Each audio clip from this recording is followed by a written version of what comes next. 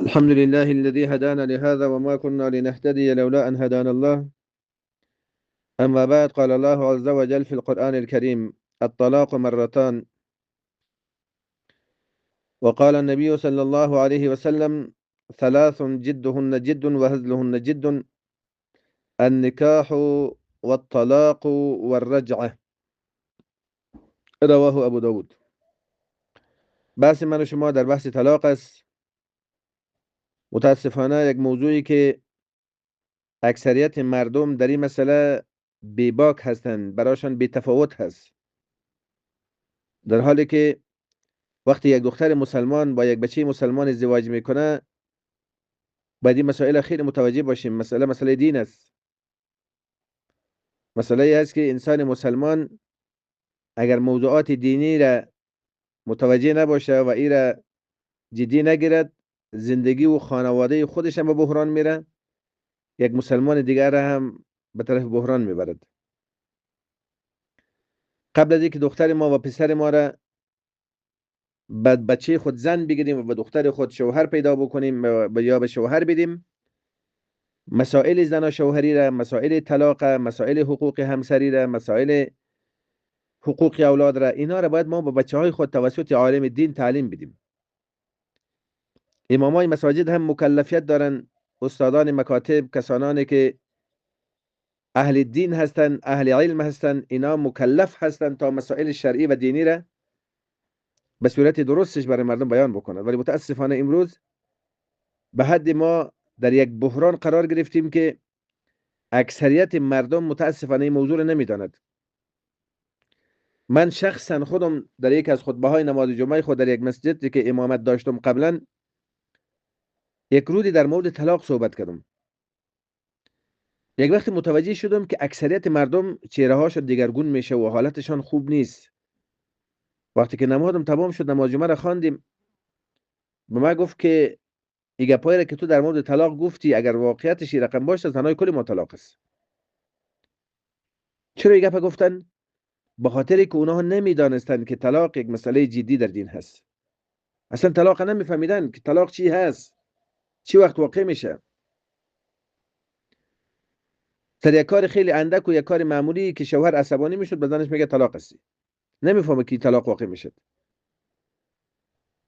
پس مسئولیت شرعی هر پدر و مادر است، مسئولیت شرعی هر عالم دین و هر امام مسجد است که مسائل زندگی را، مسائل عبادت را، مسائل حلال و حرام برای مردم بیان بکند.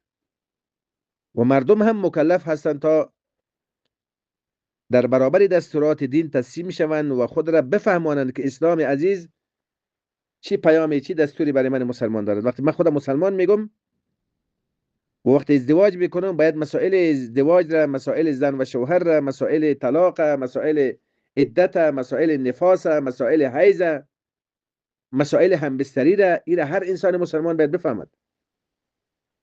اگر نفهمد، خب طبعا این انسان مرتکب خطا و گناه میشه و اینطور گناهایی که با دیگه پشیمانی هیچ فایده ندارد. طلاق از نظر رجعت و عدم رجعت. رجعت و عدم رجعت رو میگه که در کدام طلاق یک زن به شوهرش حلال هست، یعنی جدا نمیشه. ما طلاقی داریم که اگر مرد او طلاق را واقع بکنه، او طلاق بده، پس به زنش رجوع بکنه، رجوع کرده میتونه، نیازی به هیچ چیزی نیست. و طلاقی داریم که وقتی که مرد او طلاق داد، باید دوباره زن خودش از سر برای خودش نکاح بکنه، یعنی نکاح با نکاح جدید براش حلال میشه. اما طلاقی داریم که زن و شوهر را دیگه برای همیشه هم جدا میکند.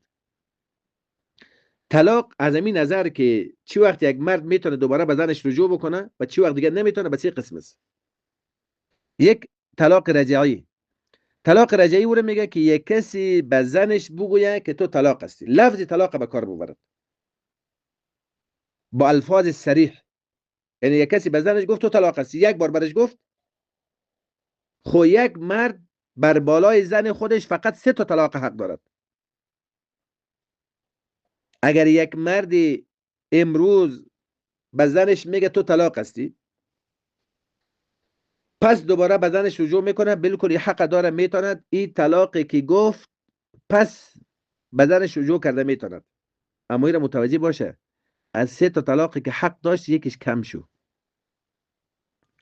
1 ماه بعد، 2 ماه بعد، 3 ماه بعد، 6 ماه بعد، 1 سال بعد دوباره به زنش گفت، جنگشان شد، دعواشان شد، دوباره به زنش گفت تو طلاق هستی.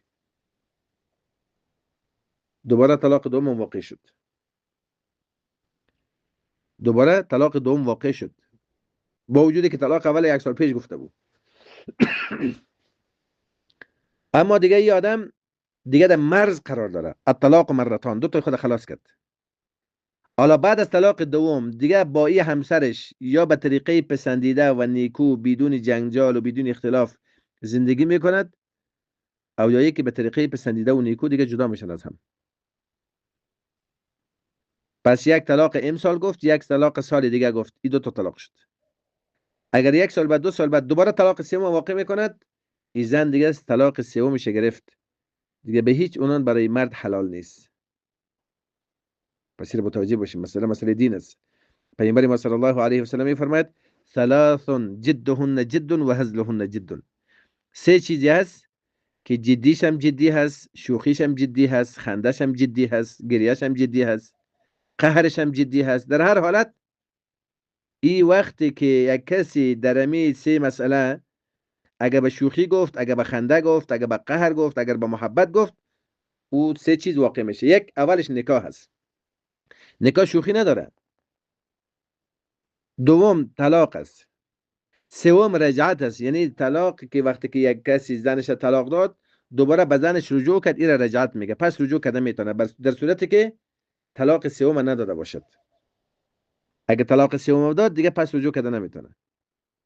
البته این باید مرد در نظر بگیره. اگر واقعیتش قصد طلاق زنش است، خب در عدتی که زن وقتی عادت ماهوار براش پیش شد، بعد از عادت ماهوار که زن پاک شد، این مرد با زنش همبستری نکنه، 1 طلاق برش بدد اگر واقعا قصدش طلاق است.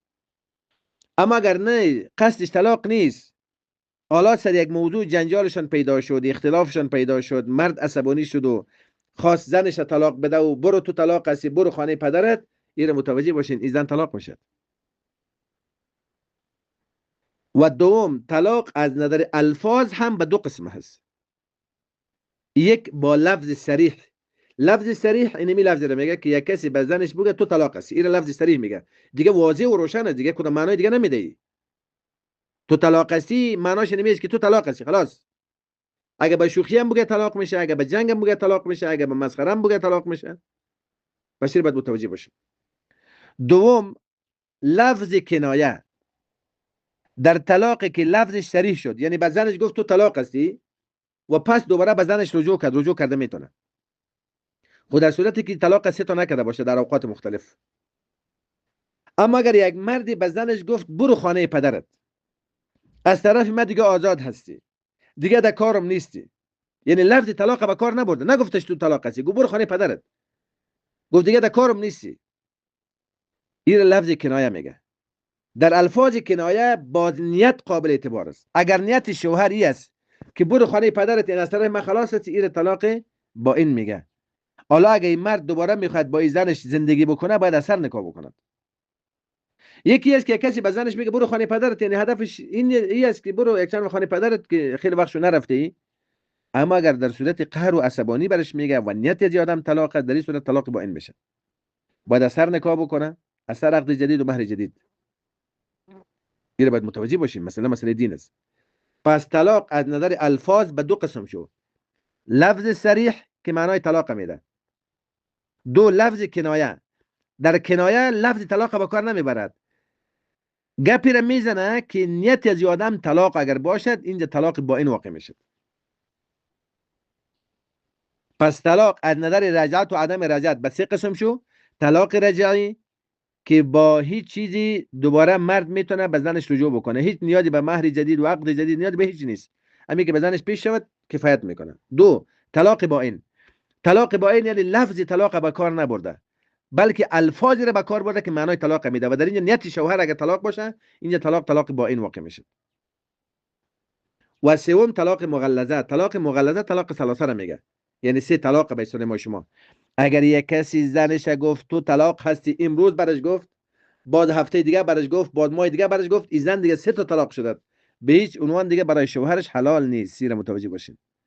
اگه به شوخی هم گفته باشه طلاق میشه، اگه به قهر هم گفته باشه طلاق میشه، اگه در بین زن و شوهر جنگ شود و شوهر لفظ طلاق به کار ببرد، در هر صورت وقتی که لفظ طلاق به کار برد، این زن طلاق میشه. متوجه باشین. مثلا مسئله دین است.